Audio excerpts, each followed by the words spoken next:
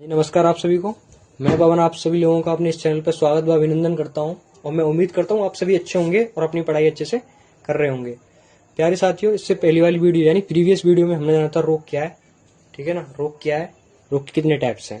मैंने आपको बताया था फिजिकल एक्टिविटी करने में उत्पन्न हुई बाधा को रोग कहते हैं। रोग मुख्य तौर पर दो प्रकार के होते हैं, उपार्जित रोग और अनुवांशिक रोग। उपार्जित मतलब अनुवांशिक रोग वे रोग होते हैं जो हमें एक पीढ़ी से दूसरी पीढ़ी में 100% जाएंगे ही जाएंगे। ठीक है, उनका जाना निश्चित है, ये एक पीढ़ी से दूसरी पीढ़ी में जाएंगे।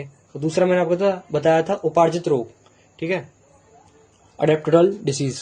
ठीक है, ये ऐसे रोग होते हैं जो हमें जन्म के बाद बाहरी वातावरण या किसी कारक के थ्रू हमें ग्रहण होते हैं। ठीक है, इतना हमने प्रीवियस वीडियो में जाना था। अब हम उससे आगे बात करने जा रहे हैं।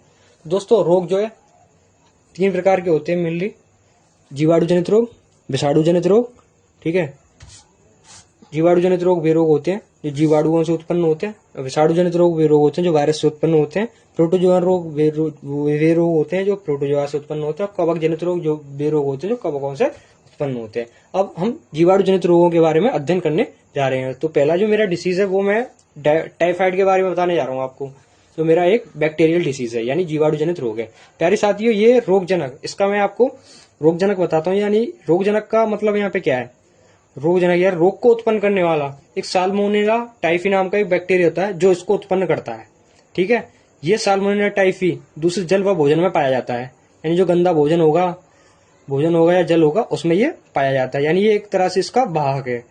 ठीक है, प्रभावित अंग यानी जो टाइफाइड होता है, जब यदि किसी मनुष्य का, मैं नहीं कहता भगवान ये किसी का मतलब हो, पर ये अगर किसी को हो भी जाता तो जो मतलब अफेक्टेबल ऑर्गन है। ठीक है, इफेक्टेबल ऑर्गन है यानी प्रभावित अंग।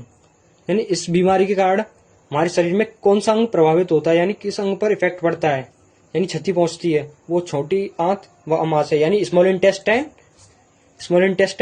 And stomach. स्मॉल इंटेस्टाइन हमारे डाइजेस्टिव सिस्टम का एक ऐसा पार्ट है जिसमें फूड का ऑब्जर्वेशन होता है। ठीक है, फूड का डाइजेशन होता है।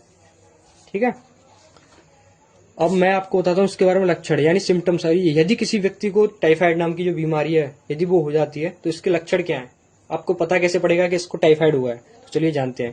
पहला हमारा पॉइंट ये कहता है लंबे समय तक बुखार का रहना या लगभग 13.40 डिग्री के आसपास, 39.40 डिग्री के आसपास या सेंटीग्रेड के आसपास बुखार का बार बार रहना, यानी कोई बीमारी है किसी इंसान को उसका बार बार रिपीटेशन होना। ठीक है, दूसरा आता है कमजोरी व अमाशय में पीड़ा।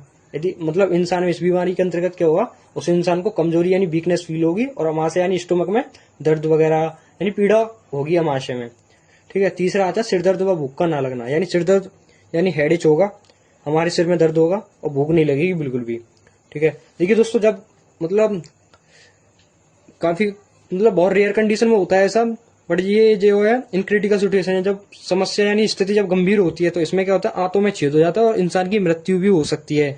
मैंने कहा जब स्थिति जब काफी खराब हो जाती है उस इंसान की जिसको ये टाइफाइड है, उसकी आंतों में छेद भी हो जाते हैं और उस इंसान की मृत्यु भी हो सकती है। ये इतना खतरनाक रोग है दोस्तों। ठीक है, अब मैं इसके बारे में एक आपको बताता हूँ कि इसकी हमको पता कैसे पड़ेगी, यानी हमें इसके लिए पहचानने के लिए अपने अंदर है या नहीं। तो एक टेस्ट होता है जिसका नाम है विडॉल टेस्ट। क्या नाम है? विडॉल टेस्ट। आप यदि मतलब जिस इंसान को है यदि वो विडॉल टेस्ट करवा ले तो इस विडॉल टेस्ट के through with the help of Widal test पता पड़ सकता है उस इंसान को टाइफाइड है या नहीं है। तो मैं उम्मीद करता हूँ आपको ये समझ में आया होगा। अगर वीडियो आपके लिए थोड़ी बहुत यूजफुल रही होगी, अगर आपको समझ में आया इतना, तो वीडियो को प्लीज लाइक करना। अगर आप नए हो तो हमारे पेज को फॉलो जरूर करना। जय हिंद, जय भारत, टाटा, बाय बाय।